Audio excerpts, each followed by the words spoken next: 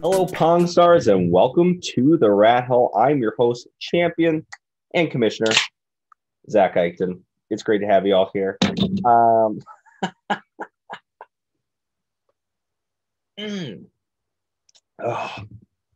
that was good. This episode sponsored, of course, by Angry Orchard, the official drink of champions of the Pong Stars Fantasy Football League. Oh, it's good to be here, boys. Let's just get into it here. Let's talk about championship weekend. This was a really exciting season. I'm excited to have been part of it with all of you. I'm excited that the season had so many ups and downs for so many teams. The postseason was so exciting the entire way through. And let's just get into these matchup recaps from Week 16, the last week of the 2020 Pong Stars Fantasy Football season. And we will start with our third place game. So coming into this game, we knew that there was the 1 and the 2 seed. Usually you see at least one of these two teams, one of those seeded teams in the championship game. It was a weird year. Ended up not having that with both the 1 and the 2 seed. Not having that momentum coming off their bye week and ending up in this third place game. And in this third place game, we had the Rock Plopstas taking the win, $50 in third place, 154.9 to 107.08 over the Google team names and Sam Olson. Congrats to John and the Rock Plopstas on their historic third place win. I know John was very excited. To put up these scores, obviously disappointed in the final result. There's been, several times where John has finished, in third place or fourth place. And I know he's trying to strive for that championship pin. And I'm sure one day he's going to get there. Unfortunately, this year he's going to have to settle for third place, which, props to him for competing at this high of a level. And let's talk about his team. Coming into this game, we had 2 postseason weeks from this season. In the first week where John and the Rock Plopstas had a bye, they scored 154.34. That dropped down to 105.94 in week 15. But then in postseason week 16, he gets back up over 154 points. Congratulations on that. Very high level of achievement. Let's see how we got here. Russell Wilson, 19.9 points, higher than the average points for Russell Wilson since he came over to the Plopstas organization, only throwing 1 touchdown, but he did have a rushing touchdown to sort of make up the day in their win over the Rams. Definitely a score that was good for this squad. Nick Chubb getting a touchdown, even though he only had 11 carries. In their loss against the Jets. That's a tough loss for the Browns. I know they're down all their receivers, so you hate to see that for the Browns, but still able to get 15 points on the day. That was really good. Better than Aaron Jones, who only had 10 carries, but he did get 94 yards on those 10 carries, which is a pretty good rate there. When they're winning 40-14 in a final score there for the Green Bay Packers, you don't really need to play your top running back as much. And definitely this is indicative of that. Especially when Davante Adams, is catching 3 touchdowns, scoring 37.7 points. Just absolutely just blowing the opponents out of the water in the receiving corps, catching 11 of his 12 targets and 142 yards. Outrageous for Davante Adams. And, Davante Adams is making Aaron Rodgers look very good this year. Congrats to the Packers on that.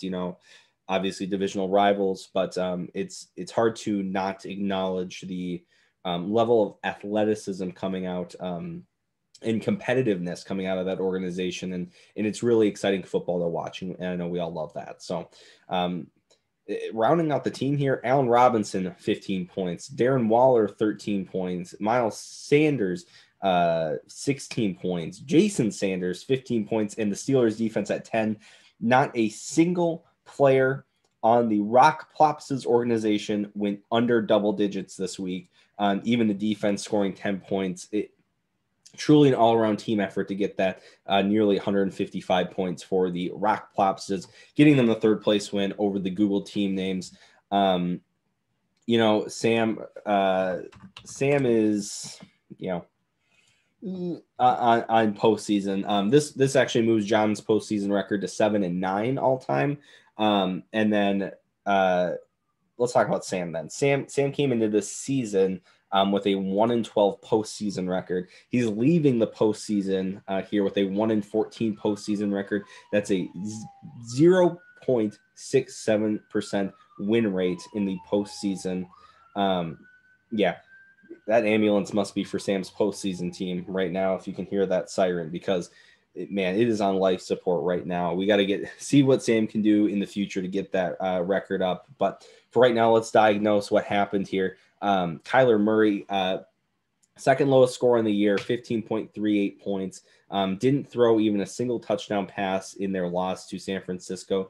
He's out there doing his best, but I don't know. It impacted fantasy scores for a lot of other players, Dean, that Kyler was just unable to connect with some key plays. And it hurt Sam's fantasy chances here too. Jonathan Taylor actually did pretty good. He had 2 touchdowns on his 18 carries. Definitely, a good score for him. But what went wrong? And we have to go to Melvin Gordon for that. In their loss against the Chargers, he only had 16 carries for 79 yards. Not what you want for a score from your RB2.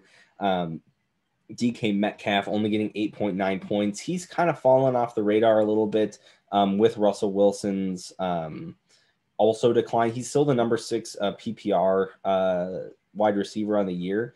But that's 2 weeks in a row now where he has been under 9 points. And in the last 4 games, his highest score was 15, which isn't terrible, but definitely not what you expect from a big guy like DK Metcalf, only getting 8.9 points in the 3rd place game.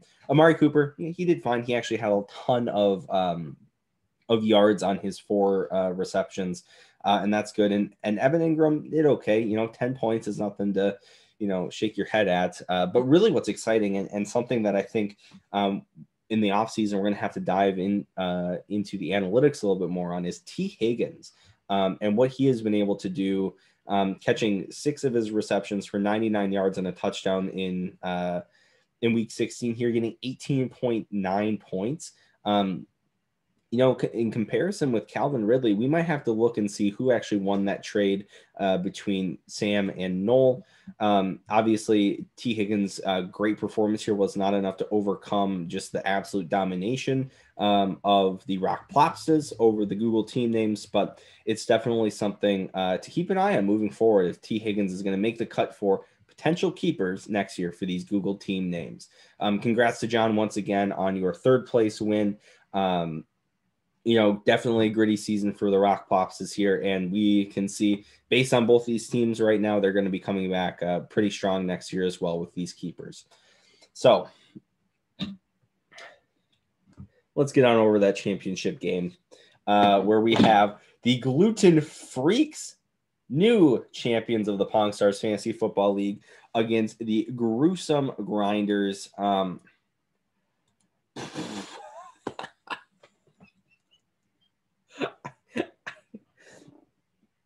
I can't even believe it. This is truly outrageous. I'm speechless.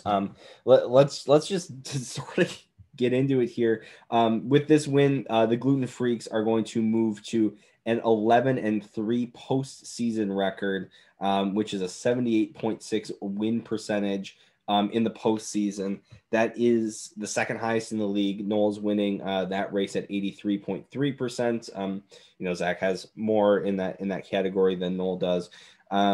Drew is actually at a exactly 50% win rate in the postseason, and he moves to 4-4 all time in his postseason record after this loss.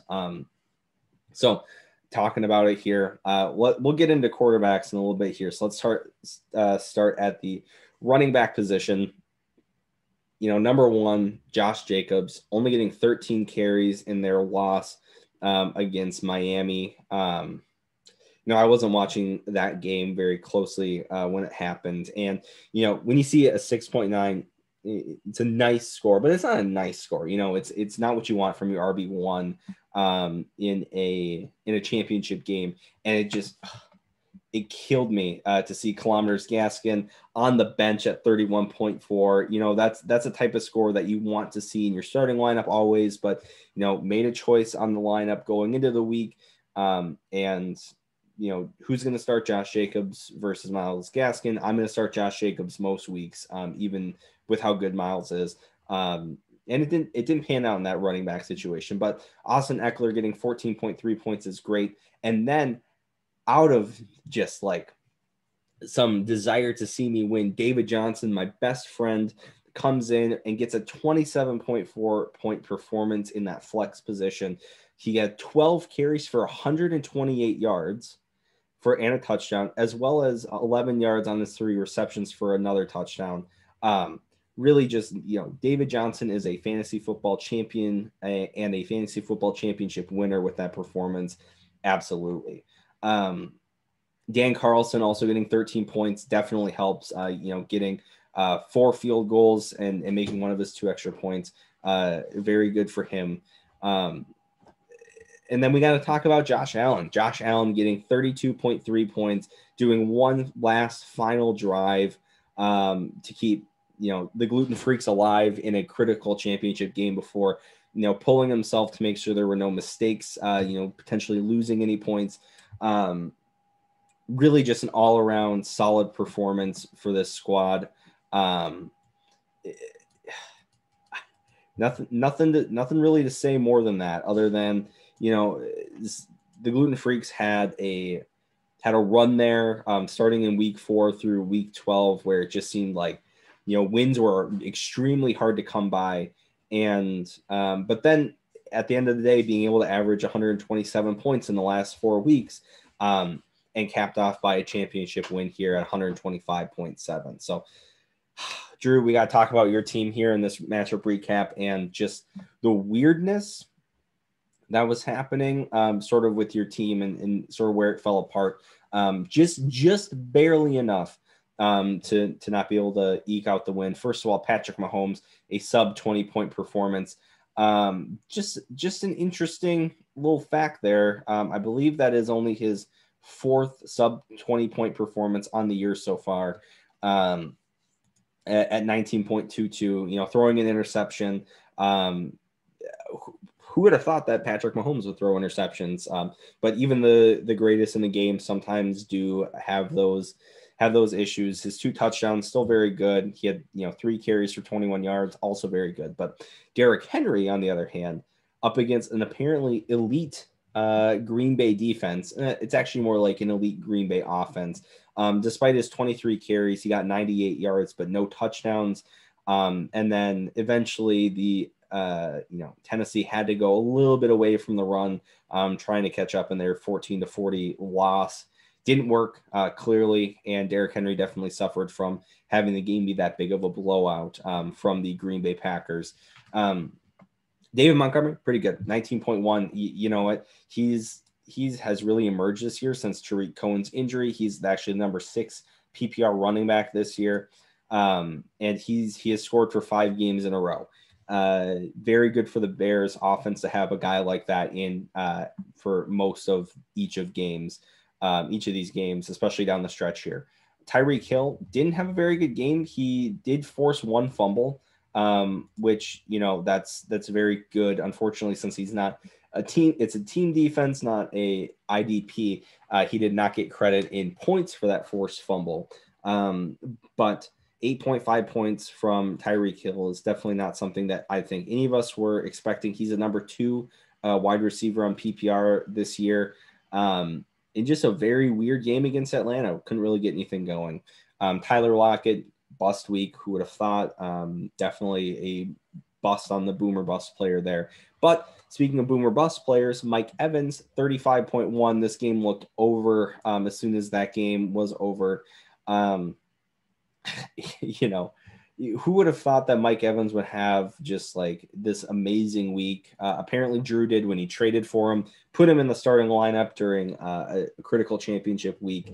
And Mike Evans is one of the only players on this squad that really took their starting spot seriously for this team. Everybody else just not quite getting it together. Gruesome Grinders move again to 4-4 on the postseason all time, and lose in this championship matchup 125.7 to 123.92. So we have some interviews here, and let's just hop on over to those interviews now.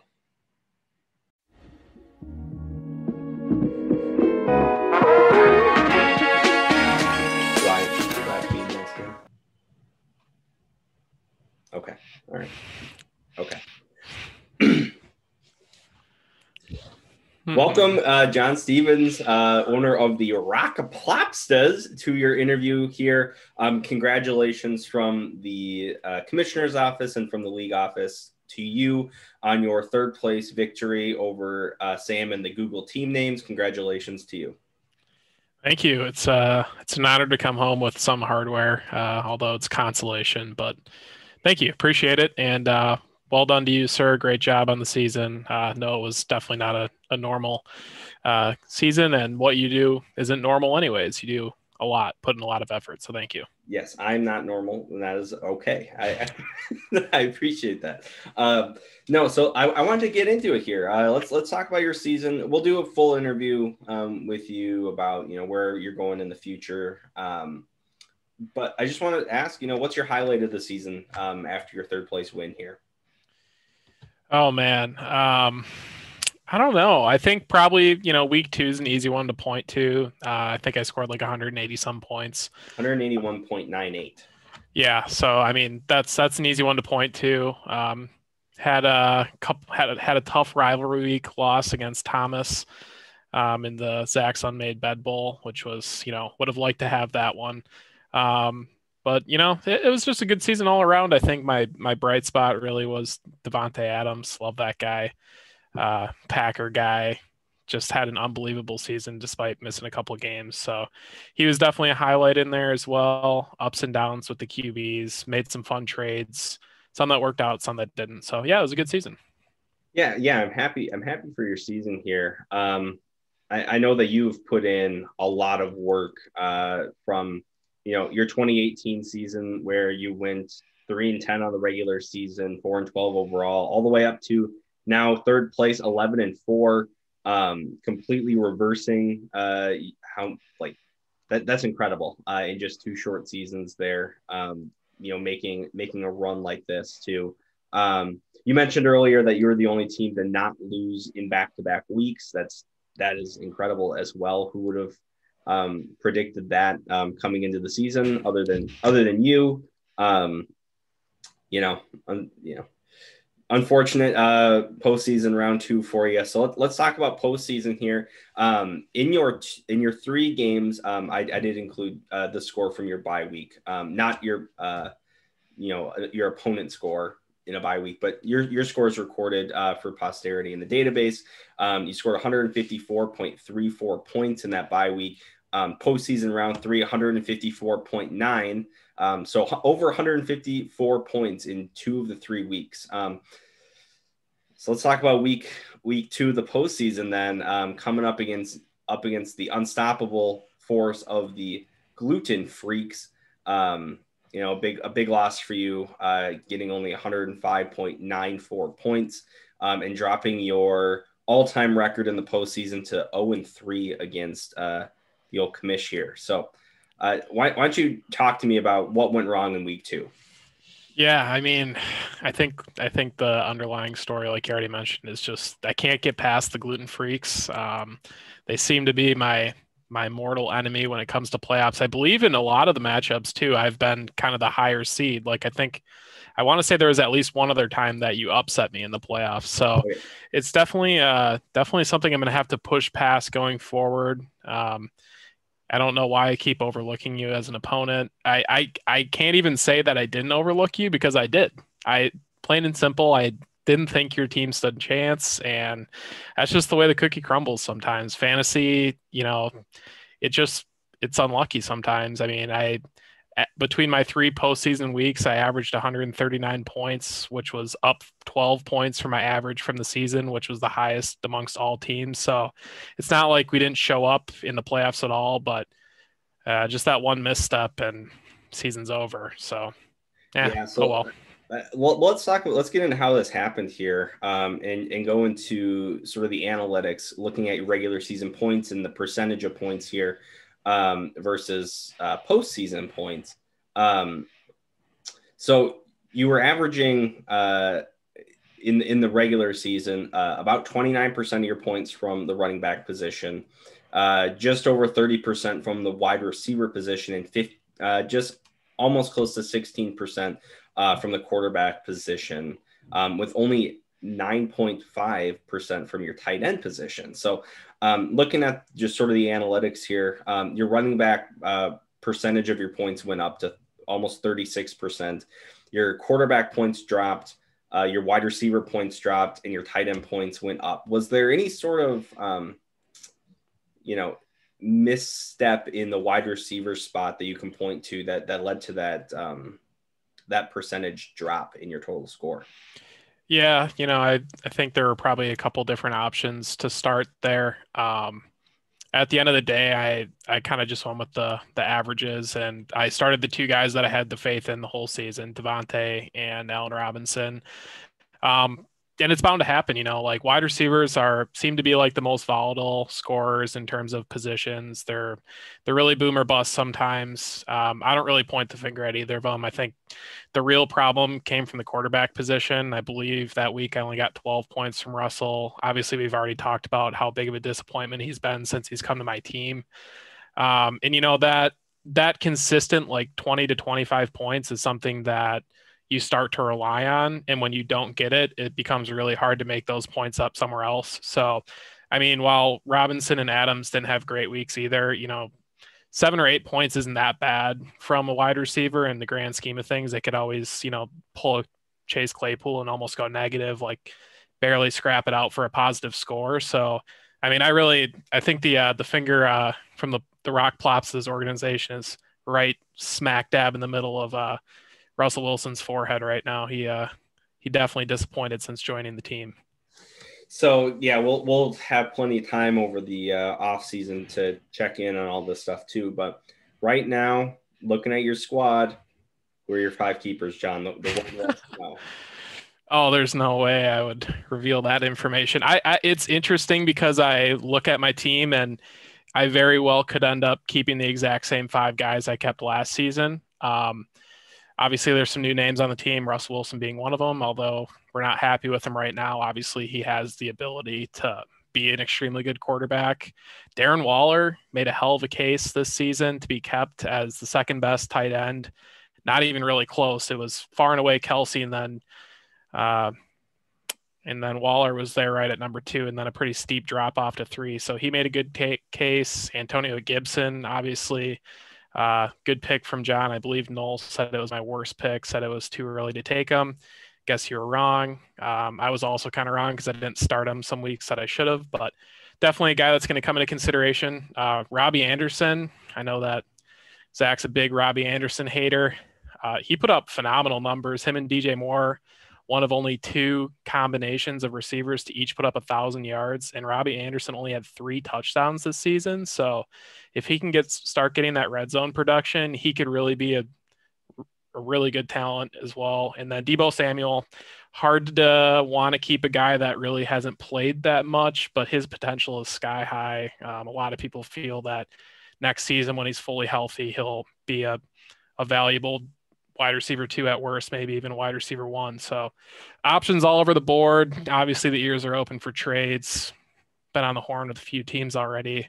Hopefully that doesn't break the tampering rules. Yeah, it should be a fun off season. Yeah, definitely looking forward to it. Well, thanks for joining us for this interview, John. I know I guess I really don't know what it's like to have to, be in the third place game in the 2020 season, but I've been there in a different season. 2018, I think, rings a bell. sometimes you can't overlook the gluten freaks, and that's really the message. The moral of the story. Don't overlook my team, right, John? You're not wrong. This is the last day I'll be dwelling on this tragic end of the season, finishing third place when I was destined to take first. Clearly not. Was waiting to get my little moment here to share my thoughts, but from this moment on, it's straight to the 2021 season, and the goal will be the same, of course. Although I did mention, and I'm considering the strategy of intentionally not getting first or second in the regular season, so I don't have a bye, because that did kind of fuck me over. So yeah, considering that. But yeah, we'll be back next season, hopefully getting a championship. Really wanted that carrot trophy more than anything. And now fucking cool lapel pins. So screw me, I guess. I don't know. It'll be really awesome. So, all right, John, one day you're going to get there. Probably not for a while, but we'll see. I'm going on a hot streak. I'm winning out the next 4 seasons. I'm sorry. You got to win the one tonight, though, first. So, no, you want to make a statement here now? I'm going. What is it? 52-0 in the next recording before Josh Allen takes the field. How are you feeling? Terrible. What percent chance are you giving yourself? Yeah, I know. This is Pawn Stars. The Rathole playing against Josh Allen in the other championship. So there's a no-win scenario where I can win both. It's either I can lose both, but I cannot win both. Tough. Of Josh Allen, unless Tyler Bass and the Buffalo defense get negative 20 points combined, which will not. Maybe. All right. Well, do you get negative points for kickers? Yeah, they can. Can your defense go negative? They can. So it's possible. Mm-hmm. Not gonna happen. It's not gonna happen. All right. Yeah. Thanks, John, for joining. We will catch you this offseason for I'm sure the first of many interviews. Trade talks. Yep.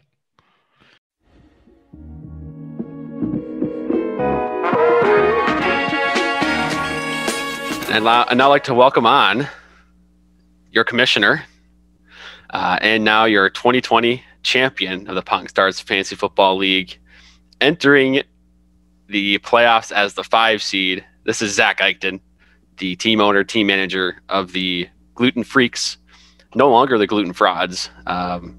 Evidently not. Evidently not is correct. Quite the Cinderella story for the Gluten Freaks, grinding through the playoffs with a string of upsets, I would say, along the way. Zach, first, just tell me how you feel, man.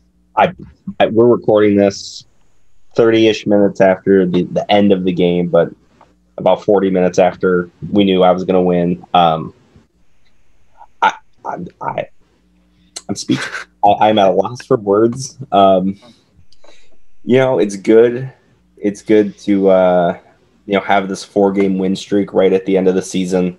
That's what you always want. It was a bit of a grind to get into playoffs, obviously, but right now it's electric. Can't complain. Yeah. Oh yeah. I can't imagine. And so I wanted to get your thoughts just on Monday night. You needed 30.5 out of Josh Allen. I believe Sleeper gave you something like 12% chance, give or take, something like that. Roughly that number. So what did you think your chances were going into Monday night to pull off the comeback win? Well, I mean, looking back at the season, obviously the Bills play the Patriots twice in a year, and it was Josh Allen's worst performance of the year when he played the Patriots. His lowest fantasy score back when he played them, he got about 12 points. That combined with just it wasn't like it was like a 20-point score that he had to get. It was 30 points, which is an upper tier score for any quarterback. Josh Allen's been playing fantastic, but I would probably put it at about a 5 to 10% chance of winning. Just based on the combination of factors. So I was really excited when, they kept him in for that one last drive. Yeah, that last drive proved to be the difference. The dagger in the gruesome grinders, if you will. Now, I wanted to ask you about your road to the championship game. So you sneak into the playoffs in the final week of the regular season, and then you grind out some wins where, at least for sure in the semis and in the championship, you had a very uphill climb after games played on, I guess it was the Thursday game, week 15 against the Rock Plopstas, and then the Saturday game between Detroit and Tampa Bay, where Mike Evans put up 35 for Gruesome Grinders. In both of those, your win percentage, according to Sleeper, your chance to win was, I believe, in single digits. So talk about the grit that you instilled into your team, into your players during the playoffs. Well, let's back up a little bit. So the first 12 weeks of the season, those first 3 weeks, pretty good. But then just sort of throughout the rest of the season, a lot of ups and downs. High score in the year was about 160 points. Averaging through the first 12 weeks was 114.6 roughly. And especially those 2 weeks, weeks 11 and 12, being under 100, lowest score in the year, losing to Lucas. Low points of the season, obviously. But then the last 4 weeks, including the 3 playoff games, a lot of grit from the squad, averaging almost 128 points per game. Definitely winning squad material, getting those types of points per game. Playoff run, never scored under 125. A lot can be said about consistency in this game. I think that, take a look at like the Rock Plopstas, for instance. 154 points in 2 of the 3 games in postseason. In the playoffs. But because of some inconsistency in players, ended up losing and getting a third place win instead of a championship win. And, that's obviously tough for him. But for a squad like the Gluten Freaks, we really try to pride ourselves on that more consistency rather than a lot of volatility. So I wanted to ask about your best friend, David Johnson, big performance in the championship match here. And I think he's had a couple of weeks here now with some big performances down the stretch. What prompted you really to never lose faith in him despite kind of a rocky first year as a member of the Houston Texans? Yeah, you figured that eventually they were going to realize that they had, an MVP caliber running back. We haven't really seen that caliber since 2016, obviously. But just sort of the mentality there is, he has to start performing well. And he has. He actually has had a very stable floor all season. When he's healthy, it's been over 10 points every week. Which you can't say about a lot of running backs. I mean, not trying to point fingers, but you look at someone like Josh Jacobs, who may have explosive weeks. Week 1 was the highest scoring running back at 33.9, and then in championship weeks, he puts up 6.9. Nice. But that's, obviously not what you want from your RB1. So it's really good to have that stable floor with your RB2. Now, of course, we have to talk about the game winner, Josh Allen, back to back. Well, really a plethora of big performances down the stretch when you needed them most in the playoffs and kind of in the end of the regular season when you were searching for a way to get into the playoffs. So Josh Allen, we had, of course, Keepergate prior to the season where he inexplicably, by the way, we should mention, the decision by Worsted Trash to keep Drew Brees over Josh Allen. And clearly that has not paid off. And so you're able to get Josh Allen. I don't remember exactly the draft pick or when that happened. 304. 304. See, that seems like a pretty solid steal right now. So now can you give us a little bit of an insight, into, are you going to keep Josh Allen? Are you going to, maybe you're just going to let your guys celebrate the win first before you really start planning for the offseason? Or is Josh Allen a kind of a certified keeper after kind of his dominance down the stretch? Right now I think there's really only 2 certified keepers on the Gluten Freaks squad right now. Dean, obviously, DeAndre Hopkins, and then Austin Eckler are the only 2 certified keepers for the Freaks. Everybody else is on the block, on the cutting block. We got to look at contracts, see where our cap space is moving forward. But of course, obviously, Josh Allen's in the running for one of those remaining 3 spots. Josh Jacobs, both the Joshes are on that list. David Johnson, Myles Gaskin, Julio Jones. These are the players that we're working with over at this organization. All high quality guys, top tier players, and it's really hard to make a decision. We're not going to commit to anything right now, but Josh has definitely proven that he has earned his spot here. We just got to see where the money goes. And now with an off season kind of under your belt, sort of in this keeper era. So, the era of trading picks, trading players during the off season, having access to that idea. Is your strategy different now, A, as a winner of the league and the defending champion, but also B, knowing kind of having a better idea of what picks are worth and what some of these players are worth when it comes draft time?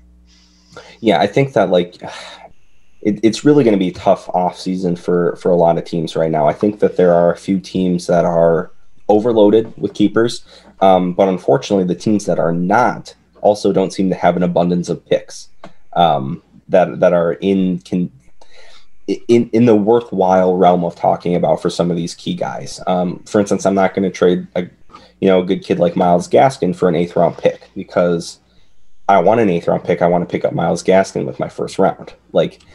I don't want somebody to be able to keep him for something like that. But if there's good value elsewhere in future years, not just 2021, maybe that is a conversation that we can have.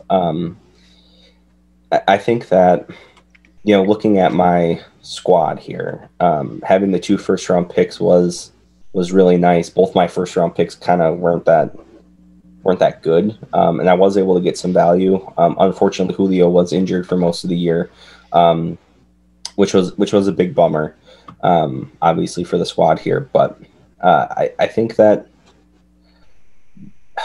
this offseason is going to be crazy. It opens up literally as soon as Sleeper will let me renew the league. Probably open as of right now. When people watch this video. It has to, by the time this video is out, it should probably be renewed. We have to wait for the results to get certified of the championship game before the season is over to then be able to renew it. So, right. But trading should be opened up by this upcoming weekend at the very latest. I don't know what the strategy is going to be necessarily for any of these teams, because there's a lot of risk in trading a player right now, not knowing where people are going to land in free agency and NFL trades. Look at a guy like Kareem Hunt. This guy's electric. I might want to keep him, but he's behind Nick Chubb. Well, right. What if one of those guys isn't where they are anymore? Well, maybe then I want to keep that guy. So just have to see where folks land. Yeah, another one is Aaron Jones. Sounds like he's going to command big money from some team. Might not be with the Packers, and if he goes somewhere else, is he as successful with another team? There's no guarantee. I would. There's no guarantee about that. So there's a lot of.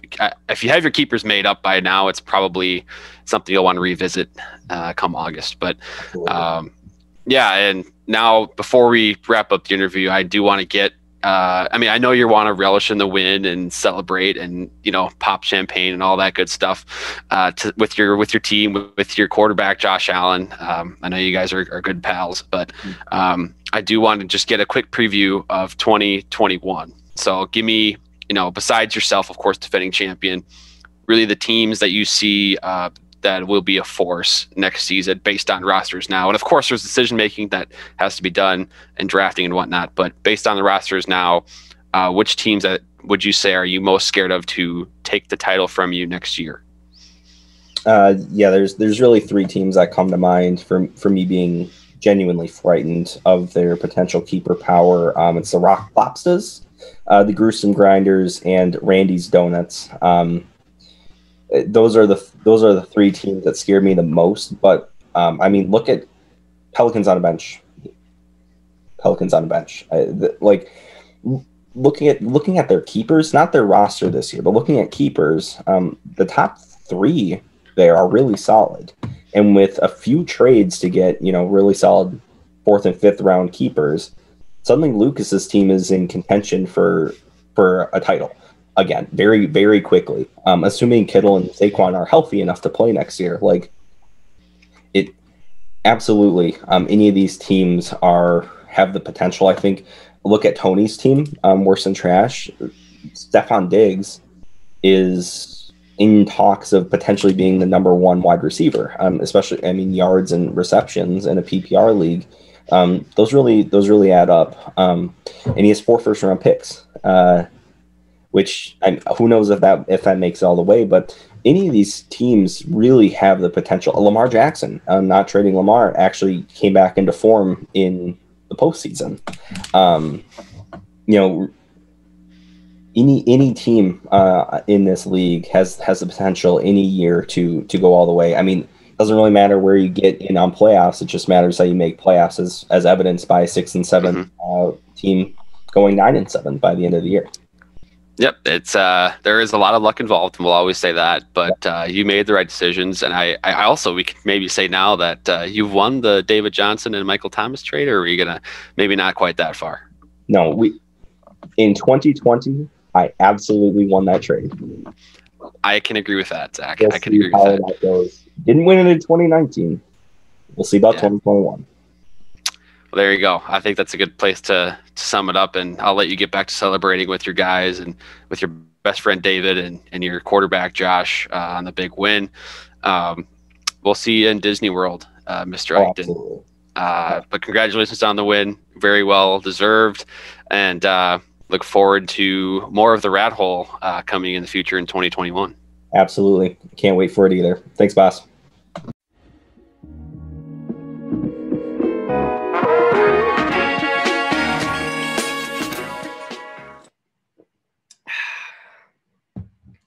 Welcome back. It's great to be here, folks. I was going to also announce the winner this week of the Pong Stars Pick'em. Unfortunately, we're unable to do that right now, as we have a 3-way tie for first place between Zach, Sam, and Noel. All of us at 61 points exactly. So in week 17 of the NFL season, we are going to have a tiebreaker. And that tiebreaker is going to be each of us are going to pick one kicker, and whichever one of our kickers has the highest fantasy football score in week 17 of the 3 that we have chosen is going to be crowned our Pawn Stars Pick'em winner for this year. The Rocco Memorial Trophy, of course, will be awarded to whoever the winner of that is. Congrats to Sam and Noel for tying me here. It's been a really exciting year for the Pong Stars Pick'em. Next year, we are going to have the Pong Stars Pick'em again. We have the Rocco Memorial Trophy ready to give out for that as well. Hopefully, our constitution and our bylaws state that it's not just team owners that are able to participate in the Pong Stars Pick'em. So invite your friends, invite other folks that you know to participate in that. And then just one last thing to wrap up here on this piece of it is that the winner of the Pong Stars Pick'em will be announced on the Pong Stars Twitter. So check that out as soon as we are able to know that score here. So thank you to everybody for your participation this year. If you have any rule changes that are fresh that you're thinking of right now that you want us to consider, shoot me a text as soon as you can. We'll get those amendments drafted up for our constitutional review. We'll announce that sometime soon into the future here, most likely towards, late spring, early summer is going to be when we're shooting for to go over all those rule changes, give people time to think of them. Stay tuned on potential cabin weekends. Of course, we want to see everybody, as soon as it is feasible and safe to do so again. So just really thank you. Thank you to all of you for your participation in the league, for tuning into the Rathole each week. I've really appreciated it, and I'm really excited for, moving forward. By the time this video goes up, hopefully we will have our 2021 league renewed. I'm of course excited to get those trades up and running again. By the time this video goes up, the Pong Stars database should be fully updated all the way through our end of the season stuff here, except for the Pong Stars Pick'em, which is still going. So take a look at that as well. There's some analytics in there for each of your teams to take a look at. Hopefully you find that interesting and useful for building your team again in the future. I'm already looking forward to 2021 season. So thanks again, boys. Love all of you. And of course we will see you next time. I'm your host, Champion, and Commissioner Zach Eichton. Thanks for voting.